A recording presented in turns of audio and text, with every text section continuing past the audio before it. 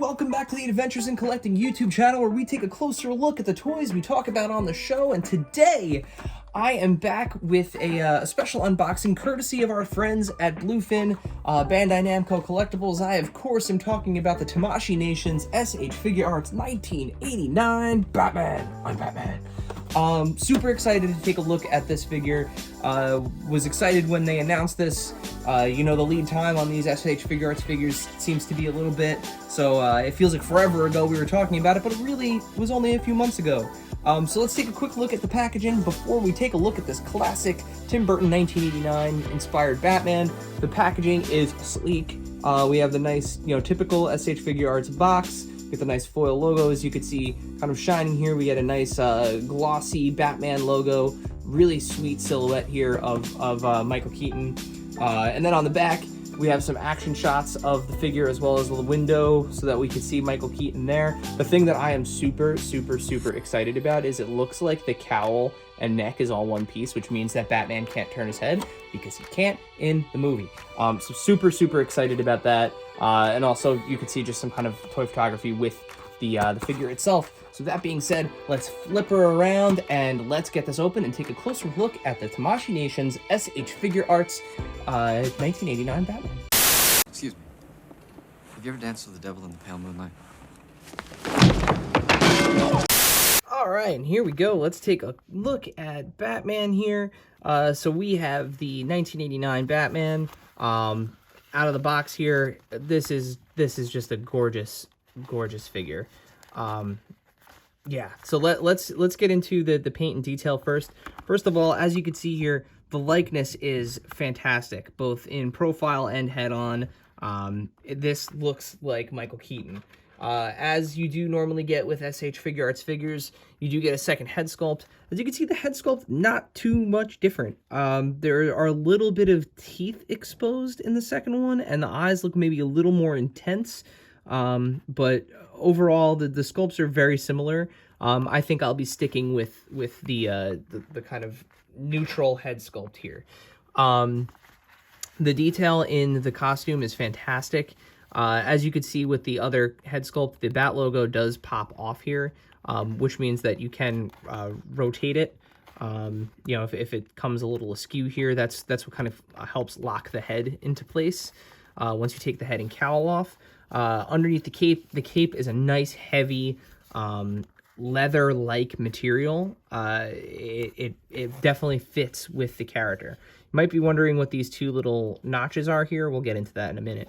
As you can see, the sculpting, we have all of kind of the armor sculpting that you'd think and would expect to have. The belt is not something that is sculpted into place, so it does wiggle around here, but as you can see right into kind of like the cod piece, there's a little bit of a notch that it slides into and just kind of rests there. In the arms, you know, he has the gauntlets. They are sharp, so much like most S.H. Figuarts figures, when something is intended to be sharp, it is sharp enough to probably break skin if you were to push on it hard enough. The paint, there's a nice combination, as you can see, the kind of gleam that's coming off of it here, but there is a nice combination of flat paints mixed with glossy paints to give the effect of different materials being used on the costume. Much like other S.H. Figuarts figures with the matte finish, if you do have something on your hands, grease, oil, the matte finishes will pick it up and you will start to see some kind of smudges on it. So, you know, just something to be careful with. The detail is impeccable though throughout. All of the little wrinkles that are sculpted in, down to his boots, the patterning on his shin guards here, it's all there.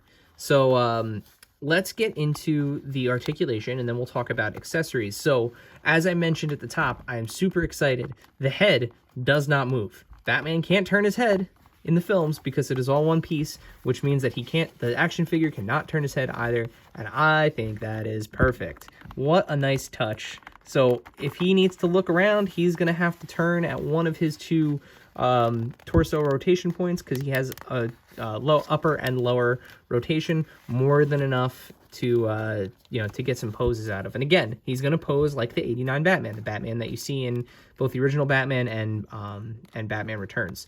So moving into his arms, we do get those butterfly joints. So he does have quite a bit of motion backwards and forwards, as well as his face fell off. So let's pop that guy back in. Again, there's a lot of interchangeable pieces here. It's an S.H. Figuarts figure. All right, so the arms, you get the full rotation all the way around here. You do get a single jointed elbow that moves past 90 degrees, which is always impressive, and does rotate at the elbow. The way that the armor is shaped, there is a little bit of impediment there, but it does move just fine, no issues. Once it's in the right spot. Then you do get at the wrist. You can see there's a little bit of a gap there, depending on which wrist accessory or hand accessory you have on, but you do get rocking up and down, as well as, rotation there. As I mentioned, you do have an ab crunch, so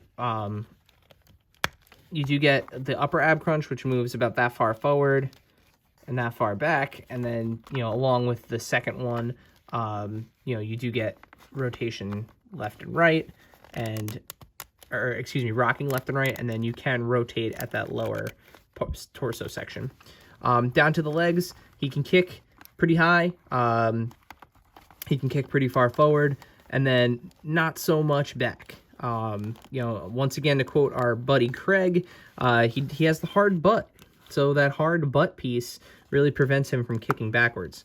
You do get the double jointed knee, which gives you a considerable amount of movement there.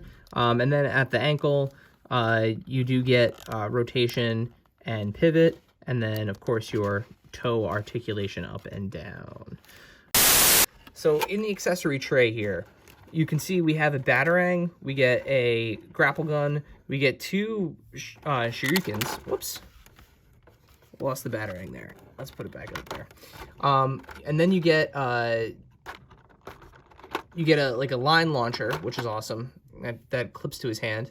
And then you get a series of hands. So you get 1, 2, 3, 4, 5, 6, 7, 8, 9 additional hands for Batman here.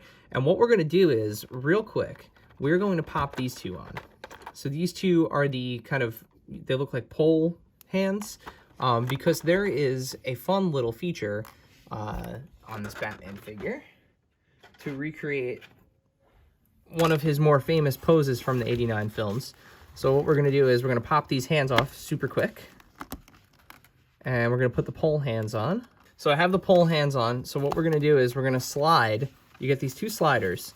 We're going to slide them into the pockets on the cape, and I think you probably know where we're going with this, but what you could then do is you could then put these poles in his hands, and then once you have those in, you can actually do the full cape extension, which is super cool.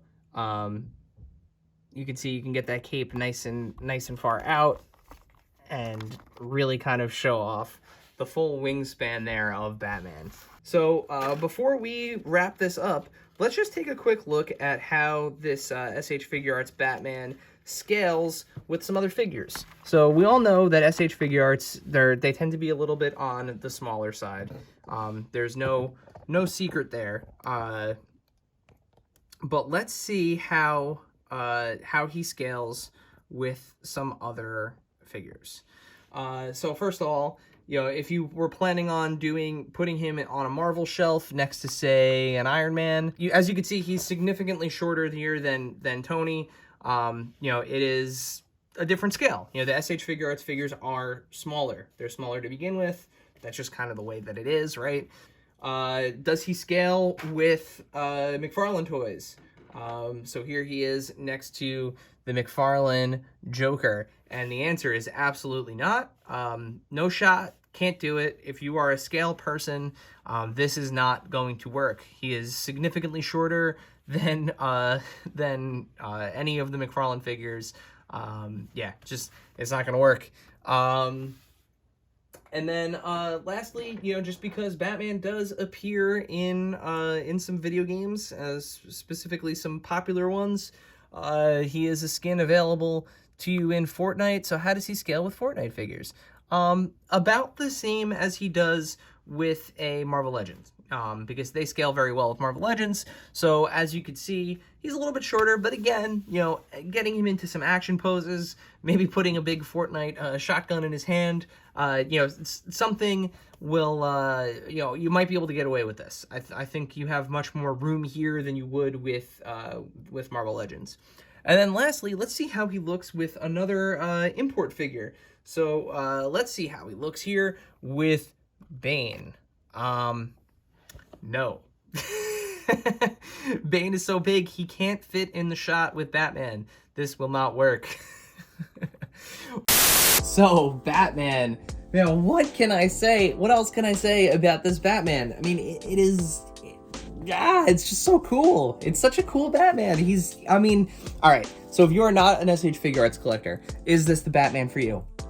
I don't know. I honestly don't know what to say, because if you love 1989 Batman, I think this is the best you're gonna get. I mean, this figure it's immaculate, from the details of the cape, the likeness of Michael Keaton, the accessories, the various little touches that make it feel so much like the Tim Burton Batman, the articulation, everything, it's there. This is a gorgeous, gorgeous figure. But he's small, he doesn't scale. He's not going to scale with your Marvel Legends. He's going to scale with your other S.H. Figuarts figures for sure. I don't have any of the Mattel DC Multiverse figures to kind of stack him up against, but I mean, he's just so good. It's just such a good figure. They do such an incredible job in this scale, with this detail. It truly feels like a collectible that you have in your hands. I mean, even down to just the material they make the cape out of, it feels nice. This is a fantastic figure. So this figure is available now. You can find a link to it in the description below. Thank you once again to our friends at Bluefin, Bandai Namco Collectibles. This is fantastic figure. As always, make sure you hit that subscribe button below so that you don't miss videos like this with us taking a closer look at the figures we love. And make sure you hit that bell icon too, so that you don't miss anything. Make sure you follow us here at AIC_podcast on Instagram and Twitter, where we're constantly posting toy news and all the fun things that we find within the toy community. And then lastly, make sure you're listening to us, the Adventures in Collecting podcast, where all podcasts are found. Simply search Adventures in Collecting.